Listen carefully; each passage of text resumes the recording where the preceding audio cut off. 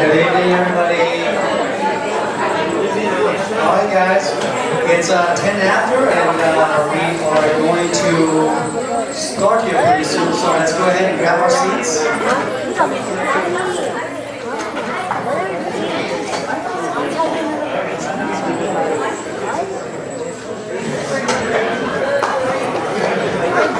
All right, everybody.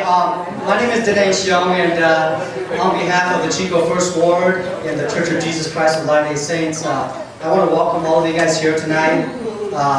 This is going to be a cultural night, and we're going to be sharing with you about the Hmong culture and a little bit of the history. And so we're really excited to be here and to share that with you, and I hope that you're excited to be here too. So great. And it's going to be a little tricky for me tonight because I'll be doing a little bit of English and a little bit of Hmong, and I'll be switching back and forth. So, all right, great. All right. So yeah, if you have one of these on your table, we are going to be going through this in a little bit. But these are just some greetings that you can use throughout tonight, and hopefully you get a chance to go around and interact with one another. And we have both English and Hmong on here, and also we have, if you notice, there is a phonetic way of saying it. So hopefully that will help. Okay, so. And you know, they'll help you, and the Hmong people, they need to learn the English too. So it works both ways, right? Okay. So nhớ rằng cho phong yu hát cho mùa số sáng đó tại miền sông lên sông tụi tao tôi chuẩn bị còn món hát với nhau cho hú lúc còn trình nhau cho về Chico nó lúc first war nhau cho nhà sự kiện đó lúc còn trong là cho hai年trình những nhóm cơ bây giờ sáng đó tại miền sông một lời trình tao tôi sắp ta hát tao tôi chuẩn bị Chico cho món hát nhau cho về Chico nó để bây giờ nó chờ hát bây giờ mấy ca sẽ đó là cái mấy ca nó có gì đó一个碰遇中的有帮助咯，比较忙，他参加比较忙嘅哈。所以就想到咩做乜嘢都多下咗有多風咯喎哈咩時時係要 practice 我比較想做咩要時時係到下咗我做個網絡，我就當做咩做哈。All right, so we're going to go ahead and start off with the opening prayer. And it's also going to be a blessing on the food because we will be having dinner tonight. So the opening prayer will be given by Elder Colby.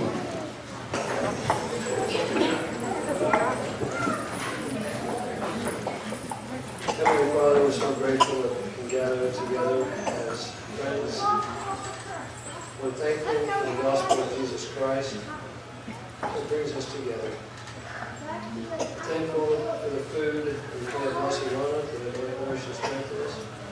We pray that Thy Spirit will be here with us tonight, that we might enjoy the evening's activities and learn about the Hmong culture. So thankful for the Hmong people and their dedication and the culture that they have. We can learn something about it tonight.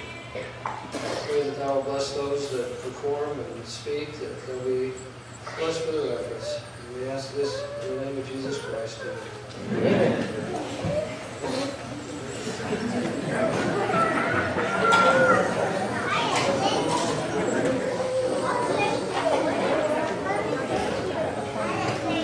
Okay, and then first off, we're gonna have Bishop Meyer come up and say a few words, and then we're going to do an interactive Hmong greetings, and we're going to go through this thing, okay?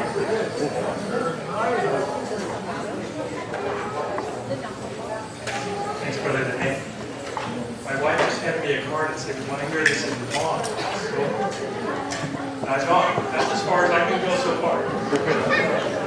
Well, good afternoon, everybody. Thank you for participating here. I'm so grateful for Brother Dane and the leadership group and Hmong group. Grateful for the service and helping us learn more about the culture today. I'll speak up a little bit. Is that better? All right, so the church, a little bit of history. The church began missionary efforts among the Hmong people about 40 years ago. when tens of thousands of Hmong refugees arrived in the United States. The church operates 10 Hmong-speaking units in the United States as of mid-last year. 8 of these congregations operate in California, 2 in Sacramento, and the others are located in Fairfield, Fresno, Merced, Oroville, San Diego, and Yuba City. The most recently organized Hmong-speaking branch in the United States is the Linda branch in the Yuba City area, and it was organized in late 2014. The church in the United States reported sizable numbers of Hmong speakers in 16 additional congregations as of mid-last year. These congregations were located in the following cities: Anchorage, Alaska. Who would have known? Chico, California. Porterville, California. Yuba City, California. Albemarle, North Carolina. Canover in North Carolina, Tulsa, Oklahoma, Eau Claire, Wisconsin, Green Bay, Wisconsin, Lake Mills, Wisconsin, Madison, Wisconsin, Sheboygan, Wisconsin, Sheboygan, thank you, and Wausau, Wisconsin. Okay. The church translated selected passages of the Book of Mormon into Hmong in 1983, and the Book of Mormon was translated in its entirety in the year 2000. Translations of General Conference addresses into Hmong have been available since 1988. And the way that works is at the Salt Lake, in the conference center in Salt Lake during conference, there's a huge room, and there are all the languages that are being translated live are done in these little cubicles. And typically missionaries or return missionaries translate those talks live. They get those talks usually 2 to 3 weeks before, so they can do the translation work, and then they read them and share them live to the world, and it's recorded and found on LDS.org. So in 2008, over 600 Hmong Latter-day Saints in California gathered for a special conference to discuss what members can do to keep the Hmong traditions, but also stay true to the LDS teachings. The theme of that event was Choose You This Day. And reports of this event can be found on the internet. It's a pretty interesting event. Members at the conference primarily attended from Fresno, Sacramento, Modesto, Stockton, and Merced at that time. Let's see. In the Chico area, there are approximately 65 Hmong members. Brother Denang Amin Jiang was sustained as group leader on September 20th of 2015, and he operates with 2 assistants. There's Brother Nang Tong and Lord, and his first assistant, and Elder Koki, a second assistant, and really soon there'll be a secretary in the Hmong group leadership. Today, while still formally called a group, they operate under the keys of the bishop and the Chico First Ward. When it grows just a little bit bigger, it will become a branch, and it will operate under the keys of the state president in Chico. And after that, then we can find a ward here in this area, which is what we're hoping will occur. The Hmong people are strong, full of integrity, faithful, very family-centric, and in every sense of the definition, they are saints. And in every sense of the way that we use the word in the church, they are true Latter-day pioneers. So as Nephi described this day, quote, "And it came to pass that I beheld the church of the Lamb of God, and its numbers were few. Nevertheless, I beheld that the church of the Lamb, who were the saints of God, were also upon all the face of the earth, and their dominions upon the face of the earth were small. And it came to pass that I, Nephi, beheld the power of the Lamb of God, that it descended upon the saints of the church of the Lamb, and upon the covenant people of the Lord, who were scattered upon the face of the earth. And they were armed with righteousness and with the power of God and great glory." It's my testimony that Nephi was speaking about our day, and it's inclusive of the wonderful saints that are found with Hmong descendancy. Brothers and sisters, I hope you enjoy the evening. This is going to be a glorious event to be able to worship together, to celebrate together. And I share with you my testimony, my firm belief that we will find a Hmong ward in this area. And I hope someday when there's a temple, perhaps nearby, that we'll find that the temple ceremonies and the special ordinances that are performed in that temple will also be performed in Hmong for the saints here in this area. And that's my prayer almost daily. And And I share that with you in the name of Jesus Christ. Amen.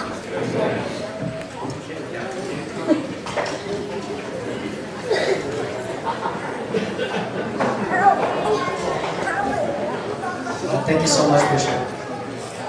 Hey, so it seems like we're a little bit tight over there. If there's any empty seats, if we can kind of scoot in a little bit closer so that the families could kind of have a little grouping of chairs to sit together. And there's some more chairs over here on this side. If anybody want to move over here, just in case if it's a little too tight over there, okay? All right.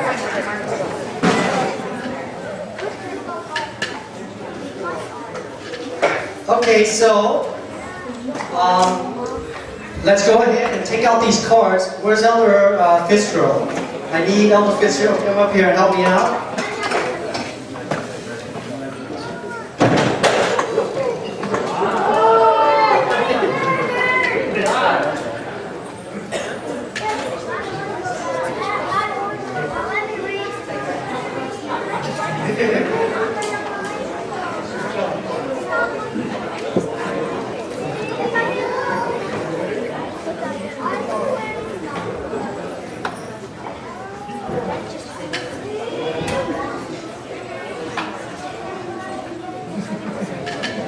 The phone should keep him busy for a little bit. Okay, so, all right, so everybody take out their little card, and we are going to role play up here. And you can practice amongst each other, or if there's a native nearby and that Hmong speaking, you could go ahead and talk to them, and we'll see how you do, okay? So the first one, okay, is, and what you want to do is that you want to hold the corner of the yarn this way, because it's kind of like in order. We have like hello up here. So use your left hand and hold it up like this. That way you have the first one right here. It's not color coded, I'm sorry, but take a look at it, it'll say hello. So if I say hello, how would you say that in Hmong? This way. All right, so let me hear it.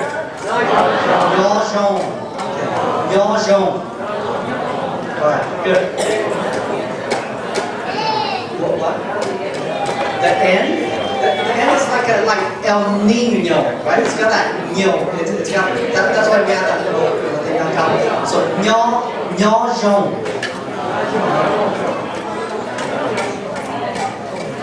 All right. And now we're gonna say goodbye, okay? So goodbye, Elder Fitzgerald. Shinji Dua. Shiji Dua.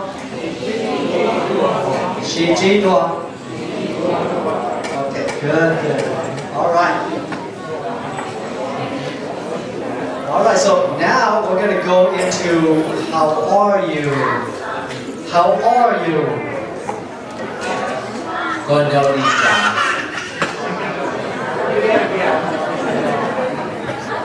Con nhau đi chào. Everybody got that one?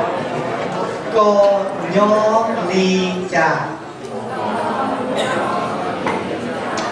Go nyo li cha. I should have Brother Horson come up here now. All right, good. So, and then if they say, Konyoli ya, you would answer, I'm good, by saying, Cùng nhau sống.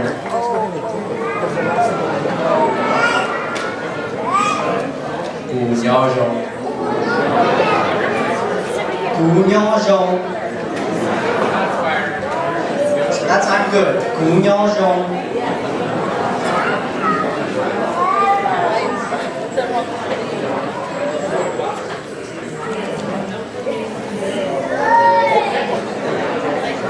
All right, and now this is how you say thank you. So you take out your thank you card. Thank you. Good job.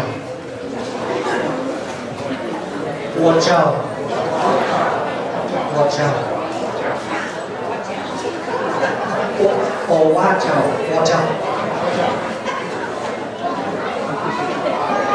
And then, here's your welcome. You're welcome. Chico đi chào. Chico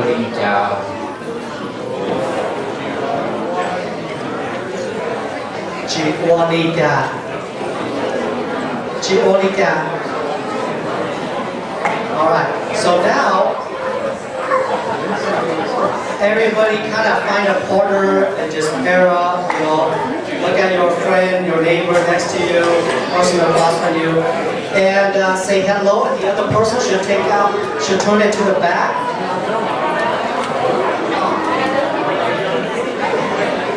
And go ahead and just practice that a couple times.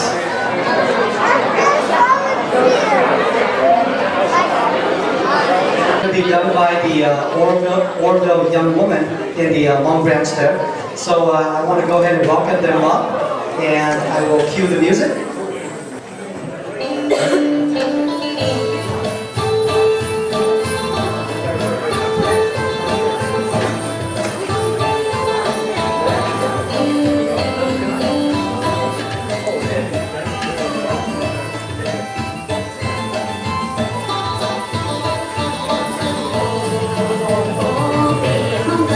kênh Ghiền Mì Gõ để không bỏ lỡ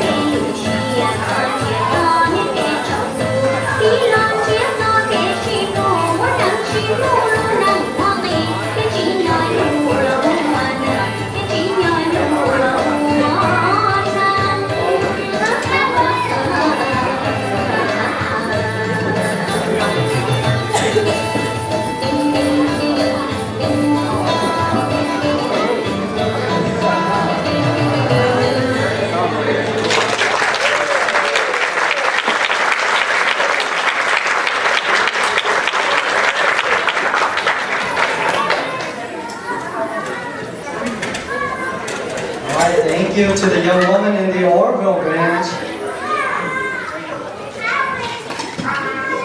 And then now we're going to have another performance. And these young women, they came all the way from Sacramento in the Sacramento Hmong branch. And so we're very happy to have them here. And so let's go ahead and give them the stage.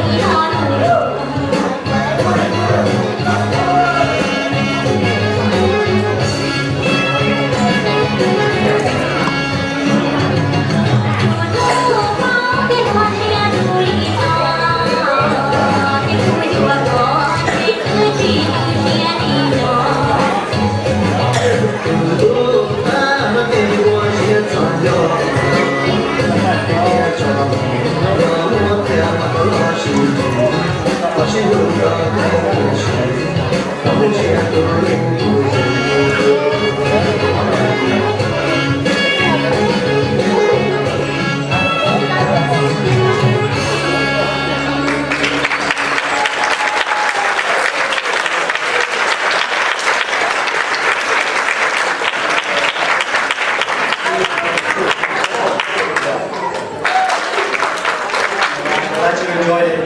Okay, so we're going to go ahead and go forward with the program so that we can finish on time. And for this part of the program, we're going to need that space over there clear. Okay? And so it's going to be a short little skit with some music.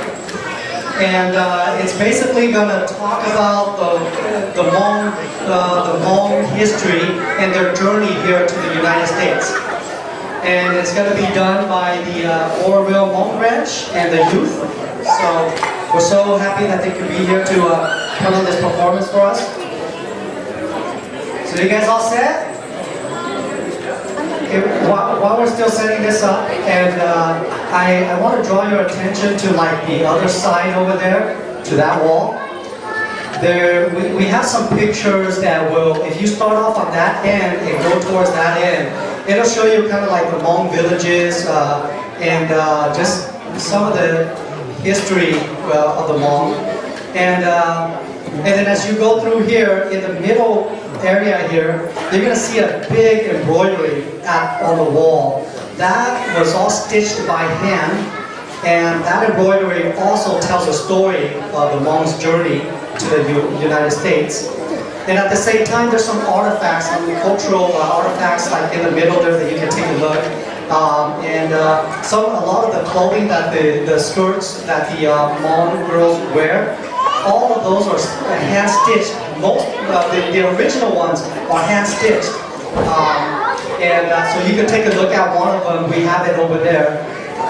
And so as you move over there, there's just some more pictures, and again, it just tells about the journey coming to the United States. So if we are ready,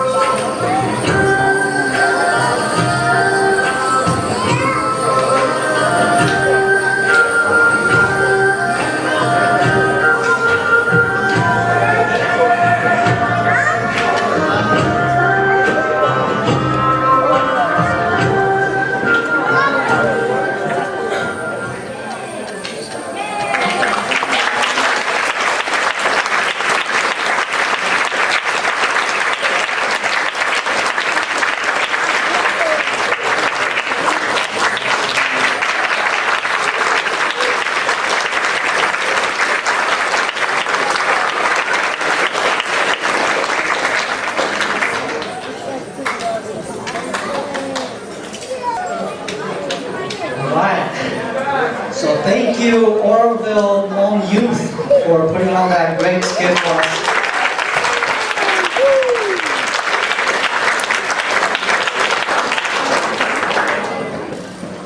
Okay, now I'd like to invite Brother Van Nguyen Lo from the Oroville to come up here, and he's going to put on a slideshow for us.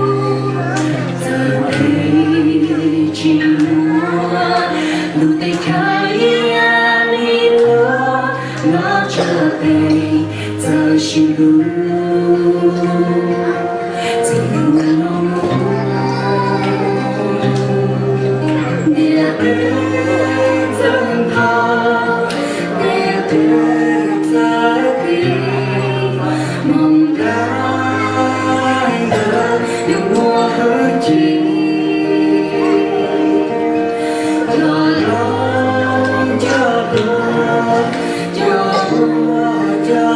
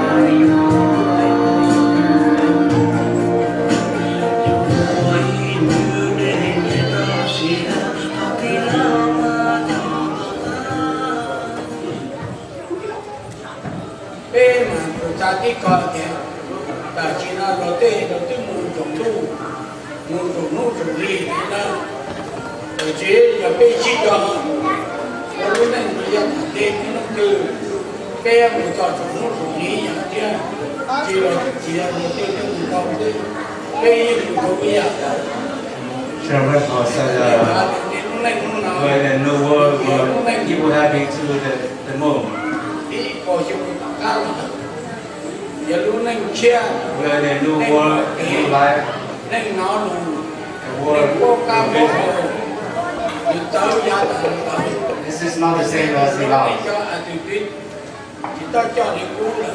We must change. We must adapt to the new world. We need to leave all the bad things behind.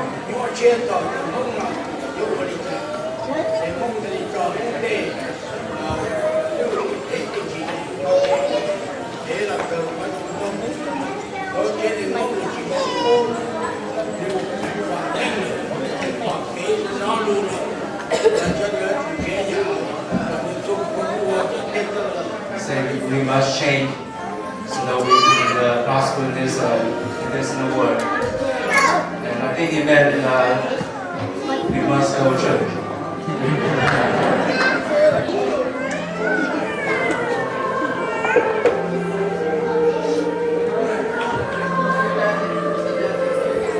New life, a happy life.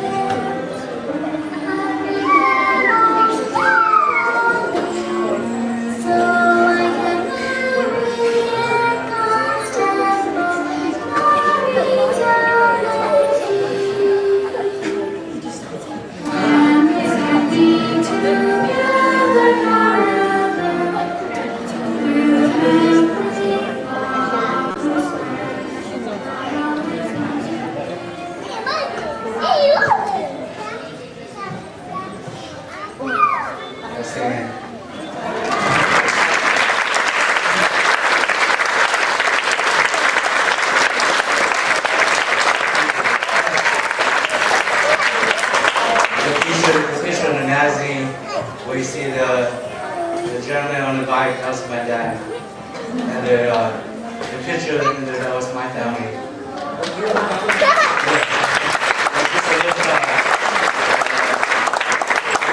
I'll tell you a story. Have you ever wake up one morning and you can't find your dad? You lost all your money. My dad, you lost all your millions. My dad was very wealthy then. And he cried every morning. And when we got here, he can't find his father. When we got here, his dad was in New York somewhere. And we were in Eugene, Oregon. So every time his dad called him, he just cried.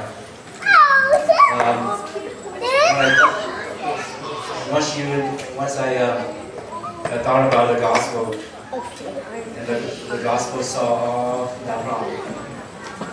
And doesn't matter if your parents are gone or one day you'll see everybody will be together. And then also tell you a story. My dad is he's a chief of all in our clan, and he's when I was 14 years old when we got here. And one day he took me aside. He said, "Son, look, I can bring you here in the U.S. so that way you can do your old things that we have been doing 100 years ago." I've been looking around, I've been watching, and the people that are most happy, people that are prosperous, are the people that go to church. And that's where you will be going. I never forget that days. And we go just, the missionary just happened to knock on the door.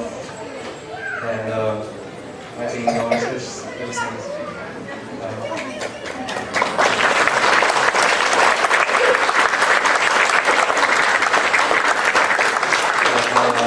All my parents passed, I know that I will see them again, and I love this gospel. And like Jeremiah said, you must change, and you must adapt to people, to this new world. And I watched President Hickley said a couple of days ago, went to YouTube and watched, and he said that the gospel is to help the people prosper and be happy and be together for eternity. And I know this is true, and I say that this day and age is Christ. Amen. Amen.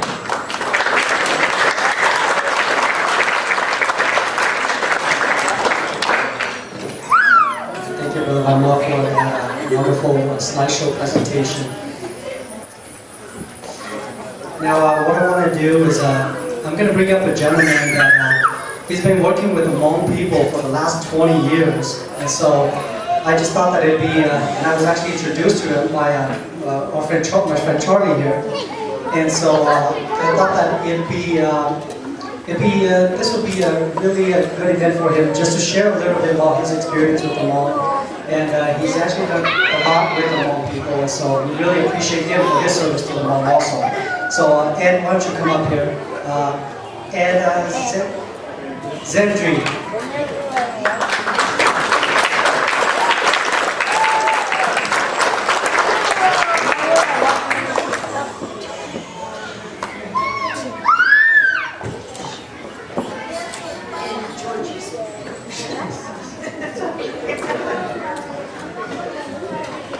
The genre.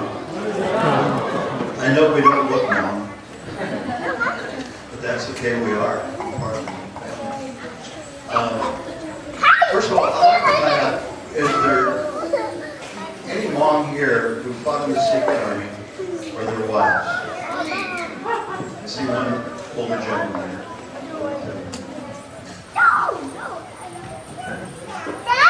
What I'd like to share with you first is the role that the Hmong have played in world history that is little known.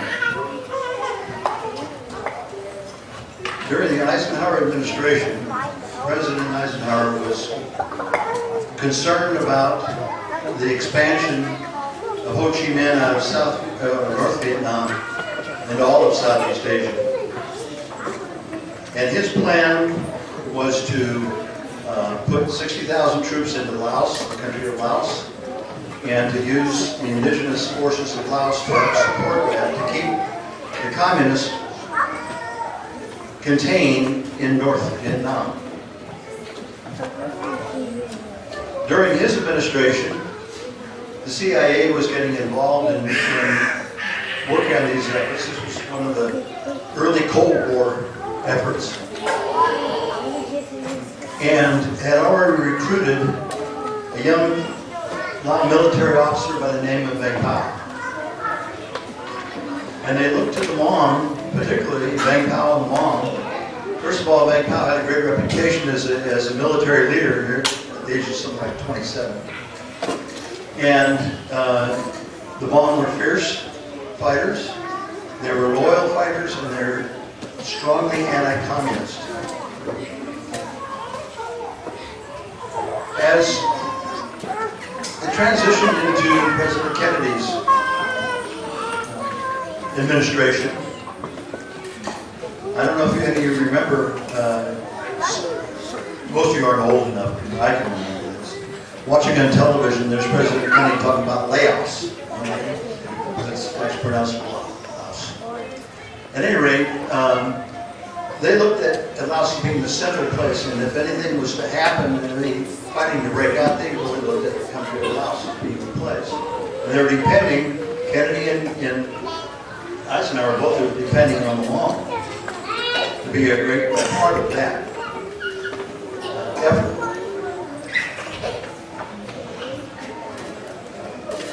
For a number of political reasons, both political events happening in Southeast Asia and political events here in the United States, Kennedy chose to try to keep Laos as a neutral country. And as such, we didn't put the forces that Eisenhower wanted to put into Laos at the time. As the efforts of the communists escalated, and because we had this neutrality in 1963, a neutrality agreement that Laos would stay neutral. When fighting broke out in Vietnam, one of the things that allowed the fighting to come in was the Ho Chi Minh Trail coming through Laos into South Vietnam. The role of the Hmong became more and more important. The largest CIA operation in history was the secret army of Laos, which consisted primarily of Hmong. There were some Khmu, Minh, and others. Primarily of Hmong under the leadership of General Vang Pao. Their role was to save down American pilots, to protect U.S. interests within inside of Laos, to keep supplies from coming down the Ho Chi Minh Trail into South Vietnam, and to fight against the Vietnamese, who were also in Laos. They had their secret army in Laos, we had our secret army in Laos. And while Vietnam was going on, supposedly the world doesn't know the fighting that's going on inside of Laos.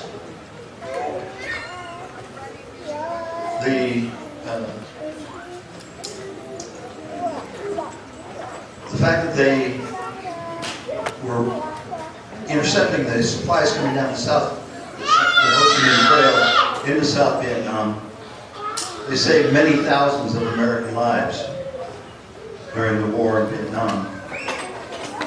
But more really significantly, when I talk about world history, their fight against the Vietnamese in Laos and containment of the Vietnamese in Laos kept the Vietnamese from not only taking over South Vietnam, but taking over Laos, Thailand, some concern about Indonesia, Cambodia, and even Myanmar. They helped those countries, particularly Thailand today, is not a communist country because of them all. And so, if if you run into some of the elder Hmong that have been involved in it, they need to be on it. They sacrificed everything. They didn't have a written language until the 1950s. And, but the young soldiers that came into that war were anywhere, some as young as 10, but mostly 12 to 14 years of age when they became soldiers. Their life centered upon that war. And when that war came to an end, and the United States pulled out of Southeast Asia, they needed to escape out of Laos. The reason they needed to, the secret army, I need to make it real clear to you, was the United States Secret Army. These weren't just indigenous folks that we were kind of siding up to. These were indigenous folks that we trained, we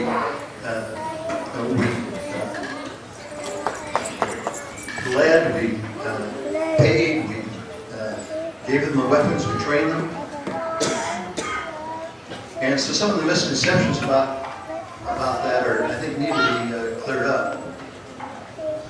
The Hmong were, at the end of the war, needed to escape because they had what's called, the communists call, the American nail in their head. And that if you are, if you fought for the United States as a soldier, this loyalty to the United States is in your genes. And so not only do we have to kill you, we have to kill your children and your grandchildren, because it's now been passed on to future generations. And so the Hmong escaped. Many of the Hmong escaped out of Laos and they came into Thailand. Once you're in Thailand, most spent as much as 8 to 12 years in refugee visas. They didn't, as some people's misconception is, they didn't suddenly, the United States didn't pick them up and bring them over here and give them vans and welfare and all those things. That didn't happen. They had to earn their way over. They had to find sponsors to come over as individual families. They had to go through all the processes that were necessary to come here. And they sacrificed much. They left everything behind. On their trek out of Laos, I'll just give you an example of one family as they came out. One man I know was an officer in the secret army.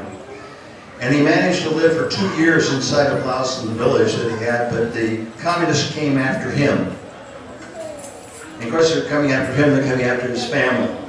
So he led 100 people all through the jungles of Laos to cross over to the Mekong River.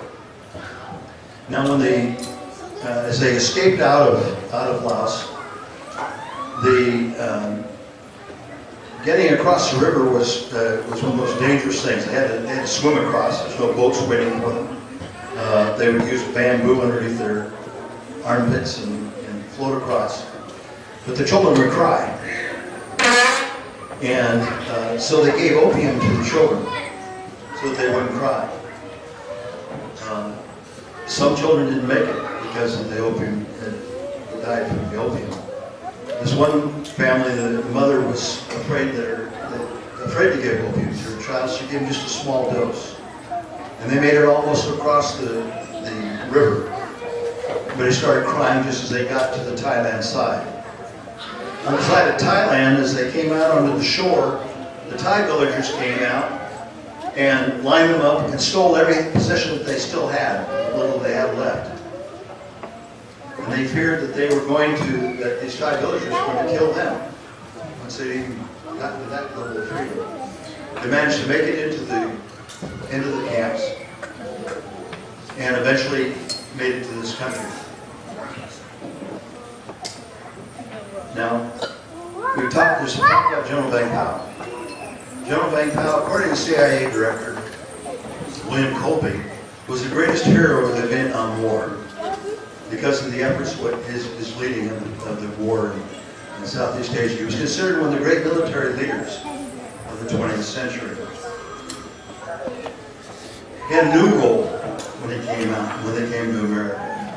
He had to transition from a military leader to a civilian leader. And probably he needs to be credited with the fact that he had given his people a vision. He held the Hmong together like no other immigrant group has ever come to this country. He held them together, he gave them a vision, and that vision was that if they were to get education, they were to assimilate into the society, and they were to work towards making it here. And you heard part of what he had to say earlier. Like no other leader in exile, he held the people together. And today, after a very short period of time, there are hundreds What's that sound like? Hmong who have thousands, who have bachelor's degrees, master's degrees, and doctorate degrees. They're doctors, they're lawyers, they're businessmen. They have done well in integrating into our society like no other immigrant group. Now, not all were able to make it out of Laos, and some were stuck in the jungles of Laos. They hid in the jungles of Laos and were chased for over 30 years by the communists because they needed to eliminate the American nail that's in the head of these people. And in that, until only a few years ago, the military had efforts, strong efforts, to go in and slaughter. There's a clear genocide of the Hmong people in the jungles of Laos. And that's where we became involved in terms of trying to bring the world's attention to that. With that history, let me introduce Georgie. So, first of all, we have some Hmong ladies here. Right here's one. Here is another. And they were more than likely born in Laos. And they came across the Mekong by swimming. Most of them chased. I think the baby's crying. Most of them lost somebody they loved in Laos. Most of them had a husband, a son that was a military member that was shot or killed. One time I interviewed a room full of Hmong and I asked them how many of them had been wounded. Every person in the room stood up. Every person had been shot, stabbed, hurt in some way.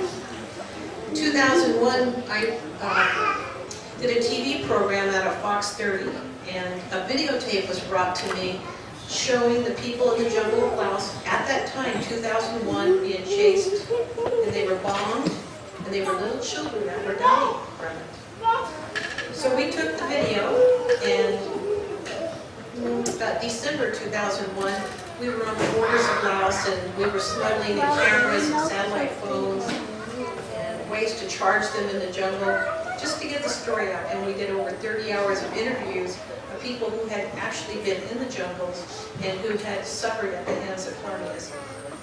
Nothing in life ever prepares you for a genocide, ever. Nothing in America can ever prepare you to see the slaughter of women and children. Nothing. And it was at that time that we started on the journey of trying to rescue 17,000 people out of the jungle. Men and women, a group of 17,000, over half of them were little tiny kids below the age of 10 who had absolutely nothing to eat. Nothing. And who were being daily chased, daily bombed, and chemicals dropped on them to kill them. All because of one reason. All because their parents had fought for the United States and supported America. That was the reason. These two ladies right here, they probably have family members that were in the jungles. This lady here probably had family members in the jungles of Laos. They were not able to escape when the others had gotten out. They were trapped inside. Because once we pulled out of Vietnam and out of Laos, and we left them behind, hundreds of thousands fled to the mountains. Hundreds of thousands. And when we're working on it, there's only 17,000 left. Thousands of them got to America. Thousands more were murdered. So when we're there, 17,000 are left. And they have the communists are bent on destroying every single one. Today, there's less than 100 in the jungles of Laos. 1800s. Some of the pictures you saw up there are some of our pictures that were taken inside of the jungles. Every time you meet a Hmong, remember their history. Remember what their family members have gone through. They went through this for one reason, for America. They have a love for America that makes us Americans ashamed. They love our flag. They love the United States flag. They would never, ever disgrace our flag. You would never see a Hmong step on the flag of the United States. We owe them a debt that we can never pay. And we owe our military. Charlie, I thank you for your service. I thank you that you served us and you protected us. I thank you, veterans, that what you gave for America. We can never repay you for what you did for us. Thank you. And I thank the Hmong for what they did for us. And I ask your prayers for those that are left behind. To live in a communist country where you have absolutely no freedom, where you have not the freedom of religion to worship the way you want to, or not worship the way you want to. We live in a great country, and we have these freedoms here. It's our veterans, and it's also the Hmong that gave us that freedom here. And I thank them today for that. God bless you for that. God bless you that you stood up for America. God bless the Hmong that they saved thousands and thousands of American pilots and stopped the communists on the Ho Chi Minh Trail. Thank you that you did that for us. Thank you, Reverend.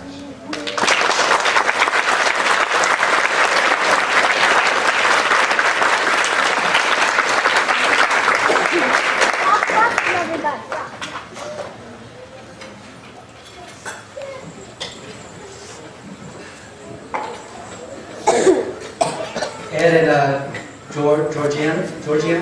Georgian, thank you guys so much for your service to the Hmong people also. We're going to go ahead and continue with the agenda now. Let me see. I think we have the fashion show up. So I'm going to go ahead and have Kia come up here. So you guys will get a chance to see all the different costumes that the Hmong different provinces have. And Kia will take over.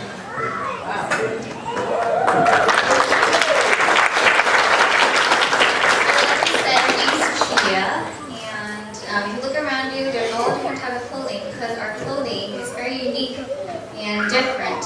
So the different type of clothing are based on the region we are in that country.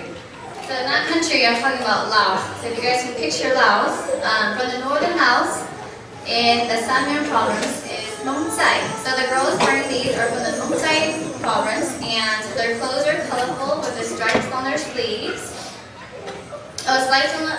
Stripes on their arms, and with a cloth apron that matches their stripes on their arms as well. They also wear long black pants, and they have a headpiece that is a black turban that wraps around their head with a beautiful embroidery above their forehead. So next we have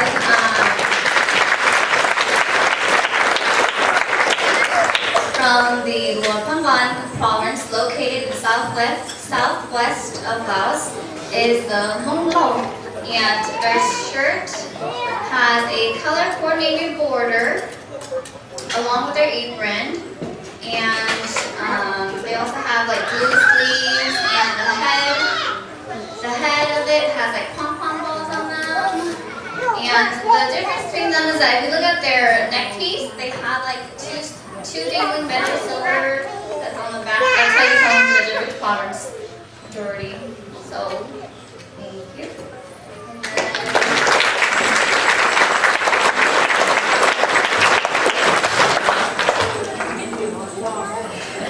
So, from the middle region of Laos is the Sichuan, and there's different clothing. So, for the ladies, they can either wear long pants black long pants or white skirt, and we also wear a turban around our head, and the male also has long pants.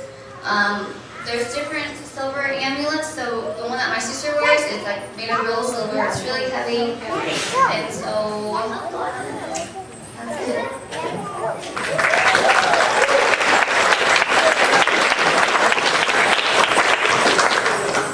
So last but not least, we have the Moping province is Hmong, and the girls, they wear a beautiful colored skirt. That's how you can tell the difference between them and Hmong because they wear a white skirt. And they also wear a turban like we do also. And the boys, the difference between the pants of my brother Matthews is that his pants are baggier. So if you can spread your legs home a little, they're really baggy. We call them the MC Hammer pants. So that's it. They're super different products in Laos. These are the type of clothes we wear. And the one I'm wearing is just more modern. So thank you.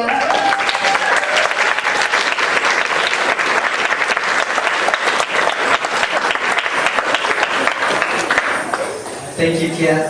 Okay, then now we're going to have a special dance performance by one of our very own women here in the Chico First Ward. Are you a toy? And so let's go ahead and come on up.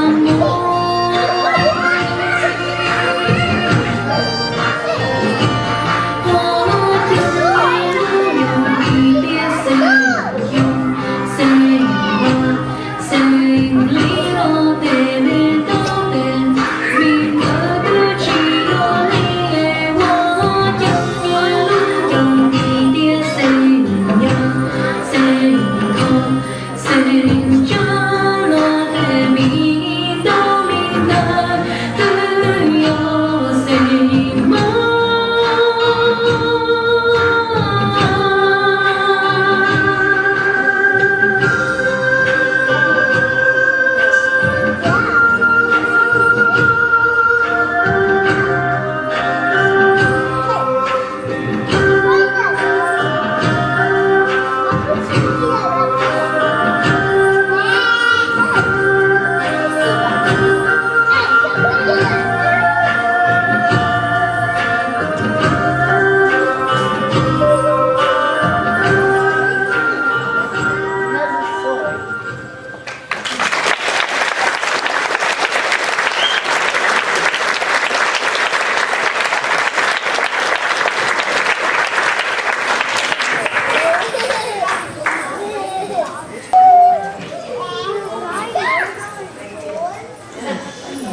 Alright, thank you to Maria and Melissa for your such a great dance performance.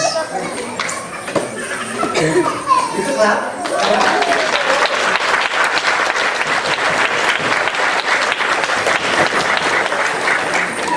And now we're going to have the Hmong branch president in Oroville, President Chico, to come up. He's going to just share a spiritual message with us, and then following his remarks, we're going to have the hymn, Hmong hymn, sung by the Oroville Hmong youth.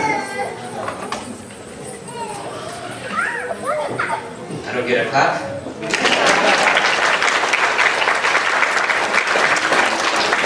Thank you. No, I didn't mean to. Well, I'm in my comfort zone. And the program's at 7 o'clock, but it's after 7. So you're going to have to bear with me. My heart is full. I've been, I don't know. But my heart is full of meekness, humility, gratitude, because of the gospel. Bishop Meyer, thank you for the vision. Let's work for that. We can do it. I saw Bishop Meyer at different occasions, and he was always running around, getting things done, and I thought he would be here one day, and he is. So, thank you, Bishop, for your service. When there's food, we go there, right? Okay, so thanks to those that spend their endless effort to prepare for this.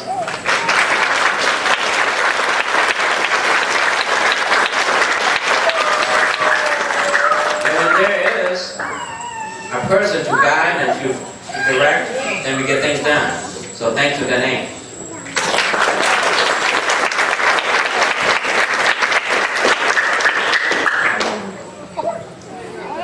And thank you for being here. My spiritual message is in 2 Nephi, 2 Nephi, chapter 1, verse 6 and 7. Let me read that to you. Wherefore I Nephi prophesy according to the working of the Spirit which is in me, that there shall none come into this land, save they shall be brought by the hand of the Lord. And with all your work, with everything that we watched, Heavenly Father, it was Heavenly Father's plan. So that more people can be here. Worship the Lord and to return unto Him. And when we are here, this is what we are told. Wherefore this land is consecrated unto Him whom He shall bring. And if it so be that they shall serve Him according to the commandments which He hath given, it shall be a land of liberty unto them. Wherefore they shall never be brought down into captivity. If so, it shall be because of iniquity, for if iniquity shall abound, curse shall be the land of for their sake. But unto the righteous it shall be blessed forever.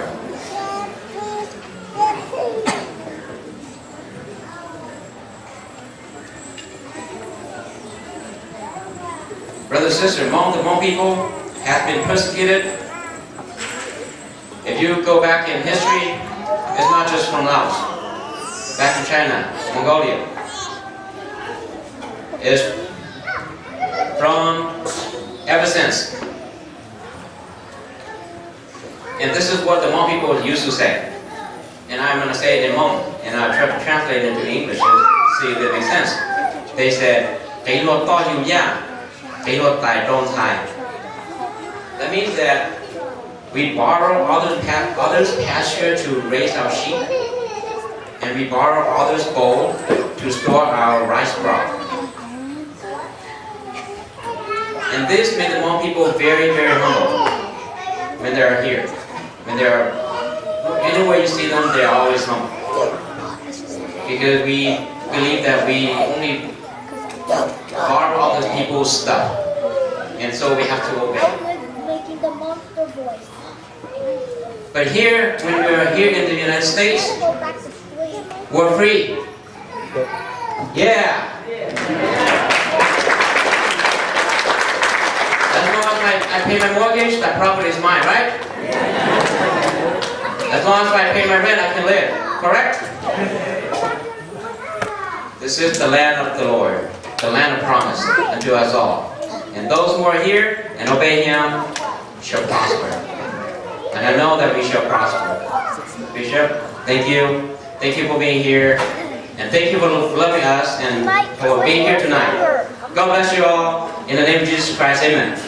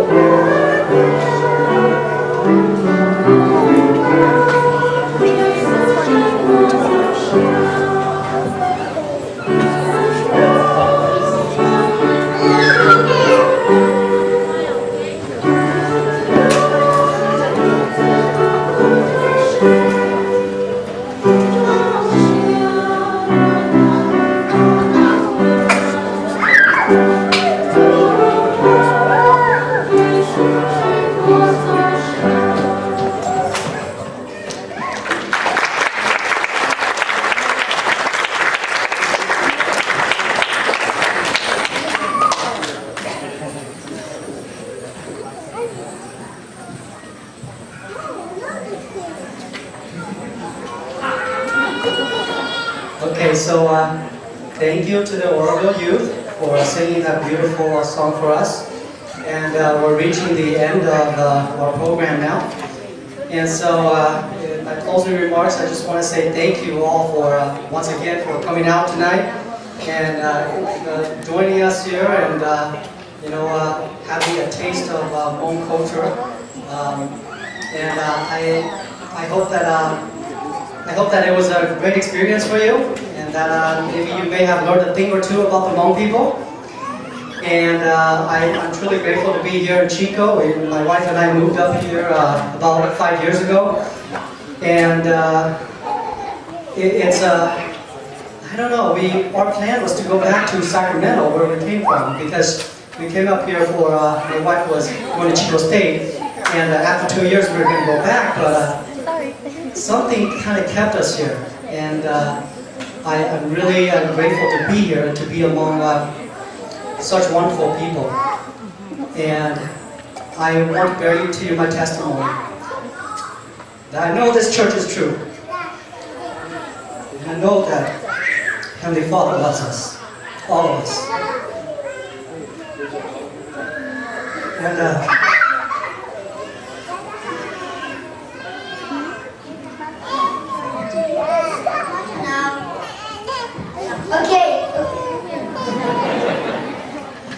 And this little boy keeps me entertained.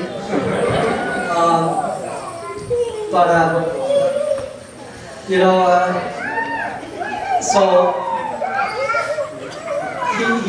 he has autism, and his autism has been really hard. It's been hard for my wife and I, but it's also been a great blessing. And I would never trade it for anything in the world.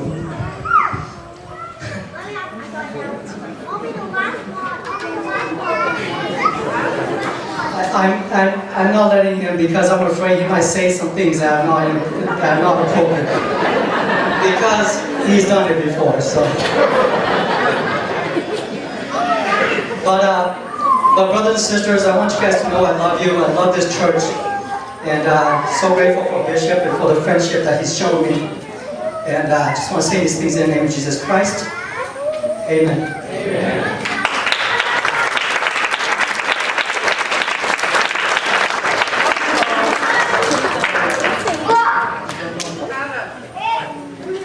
So at this time, I want to invite Sister Koki to come up to give us the closing prayer.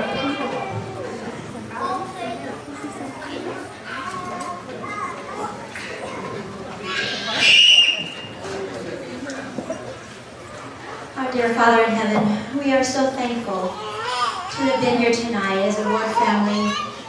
We have felt thy spirit and are so grateful for those who have come tonight, who have traveled, who have come out of love to share with us their story and their culture and their food. We're so thankful for all of the work that has been done on our behalf. And we're so grateful for our Ward family and for the diversity in it.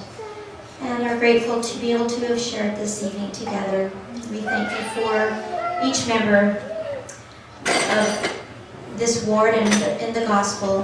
And I pray that we will continue to grow closer together, that we will have an understanding of one another and an appreciation of each other. We thank Thee for all of our blessings and ask for continued blessings to be with us this weekend, and especially as those will be traveling home. We're grateful again for this wonderful evening, and say this, thanking Thee for Thy gospel and for all the other blessings that we have, and say this in the name of Jesus Christ. Amen. Brothers and sisters, all hands for cleanup. We have 30 minutes. Thanks for being here.